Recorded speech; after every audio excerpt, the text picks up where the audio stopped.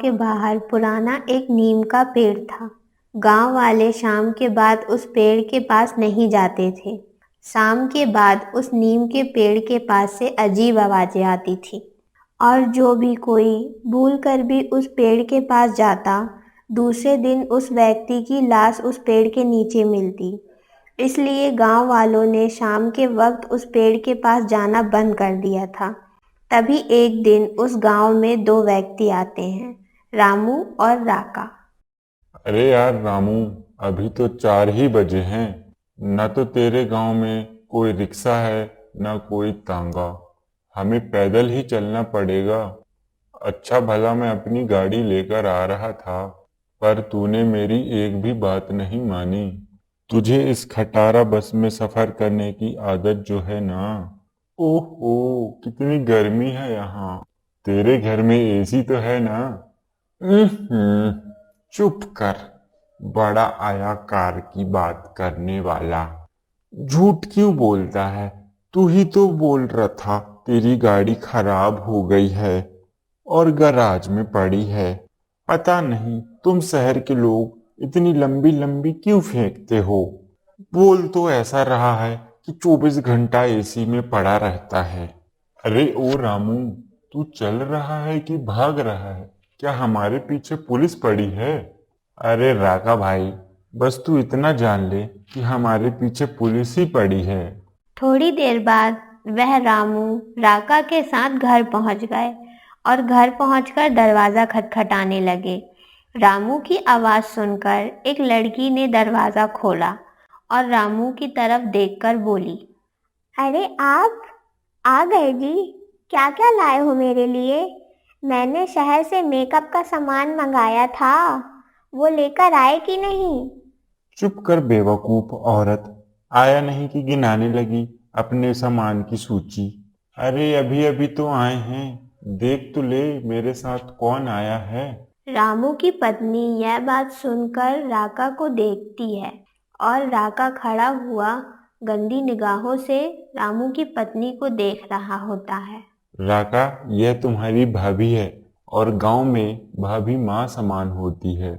कम से कम इन्हें तो अपनी छिछोरी भरी नजरों से तो मत देख। तुम शहर वालों को हर जगह मुंह मारने की बहुत गंदी आदत होती है। अरे रामू भाई, हम तो बस भाभी को देख रहे हैं कि वो कितनी सुंदर है। अरे अब तुम लोग बाहर मत खड़े रहो, जल्दी से अंदर आ जाओ, शाम हो गई है। रामू भाई, तुम बताए नहीं तुम दौड़ क्यों लगा रहे थे? राका भाई, जहां से हम आ रहे थे वहां एक बहुत पुरानी नीम का पेड़ है। वहां पर चुड़ैल का साया है। शाम के वक्त वहां कोई नहीं जाता। अगर कोई गलती से चला भी गया तो सुबह उसकी लाश मिलती है।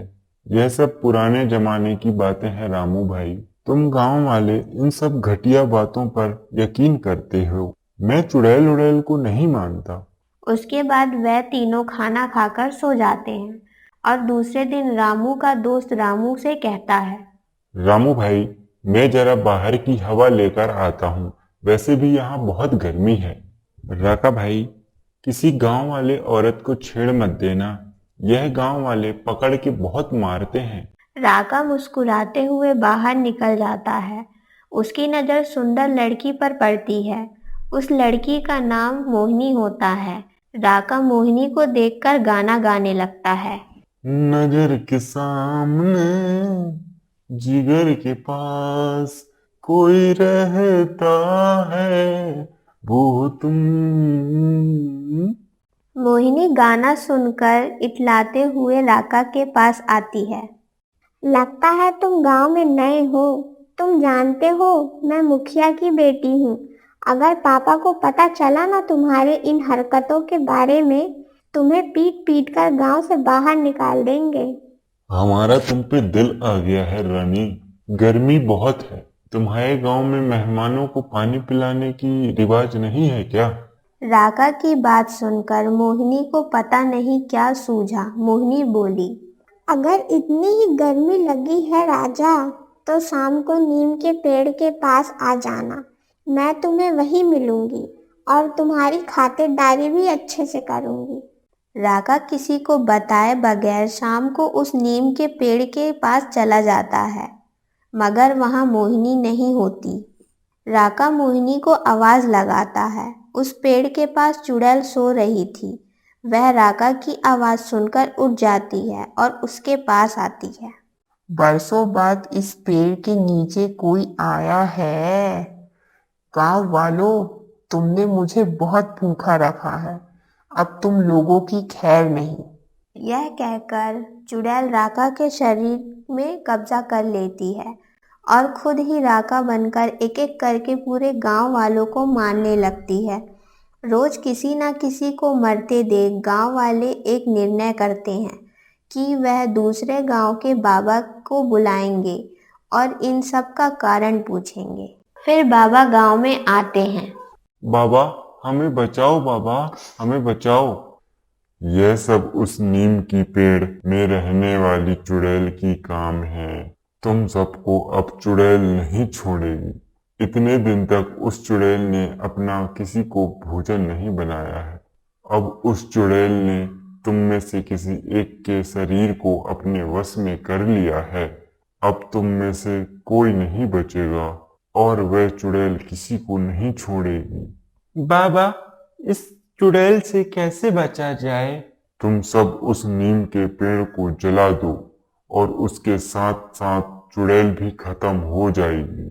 सभी गांव वाले मिलकर उस नीम के पेड़ के पास जाते हैं और उस नीम के पेड़ को जला देते हैं। तभी राका के शरीर से निकलकर चुड़ैल बाहर आ जाती है और वह भी पेड़ के साथ साथ जल जाती है। Thank you for watching this video. अगर आपको मेरा वीडियो पसंद आया हो तो लाइक और सब्सक्राइब करना।